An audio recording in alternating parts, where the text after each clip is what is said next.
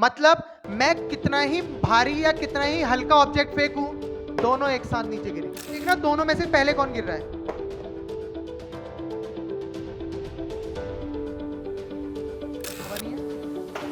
कौन गिरा पहले?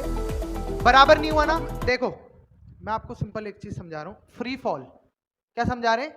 Free fall. फ्री फॉल मतलब क्या है? क्या है फ्री फॉल? फ्री फॉल क्या नाम से क्या लग रहा है? फ्री फॉल क्या होगा? ऊपर से फेंका, गिर गया नीचे। मेरे को कोई फोर्स लगाना पड़ा इसमें? नहीं लगाना पड़ा। अच्छा, फ्री फॉल में ना क्या कहते हैं, एक बहुत अच्छा कॉन्सेप्ट है इसमें। कॉन्सेप्ट क्या है कि जो ग्रेविटी है, क्या जो ग्रेविटी है वो मास पे डिपेंड नहीं करती। कहते हैं किस पे डिपेंड नहीं करती? मास पे। मतलब मैं कितना ही भारी या कितना ही हल्का ऑब्जेक्ट फेंकूं, दोनों एक साथ नीचे गिरेंगे।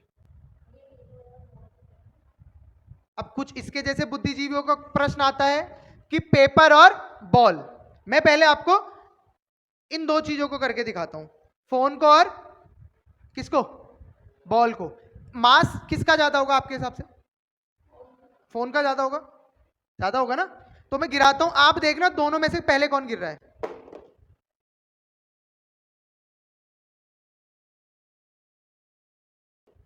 कौन गिरा पहले? जमीन में गिरा। कौन गिरा पहले? पहले कौन गिरा बताना। मेरे ख्याल से दोनों साथ गिरे। दोनों साथ गिरे। सिंपल कहानी क्या है, जो ऑब्जेक्ट गिर रहा है ये किसके कारण गिर रहा है? ग्रेविटी के कारण।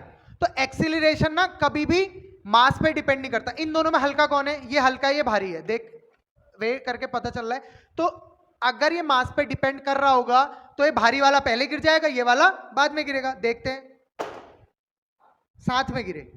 गिरे साथ में। ऐसा अब ये मैं एक ऐसा करता हूं,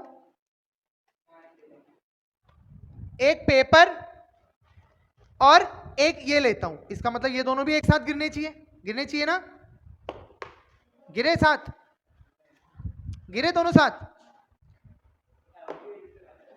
हवा की वजह से हो रहा है। ठीक है, ठीक है, इसका आंसर है ना मेरे पास। आप क्या कर रहे हैं इस बार? पेज और चलो कोई भारी चीज ले लेते हैं। लो इसको ले लेते हैं। अब ये पेज और इसके कंपैरिजन में भारी है। पहले कौन गिरता है देखते हैं। अब कर लूं सर? अब तो हवा नहीं है।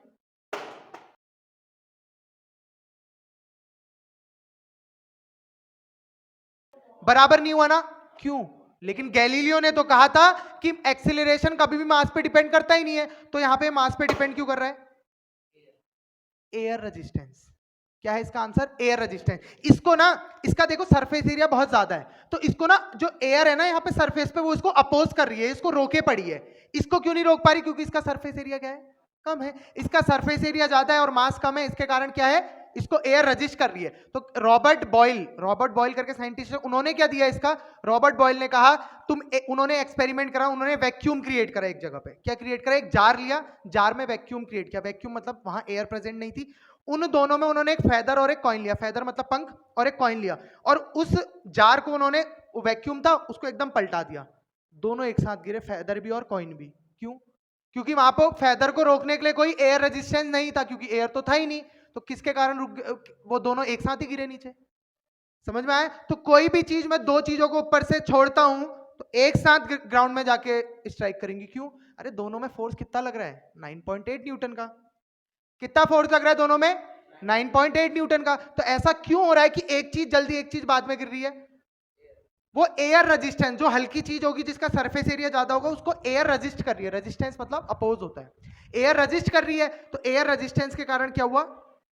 अभी देखो जब मैं पंखा चला रहा हूं ये दोनों एक साथ आ जा रहे हैं। क्यों? एयर इसको सपोर्ट कर रही है।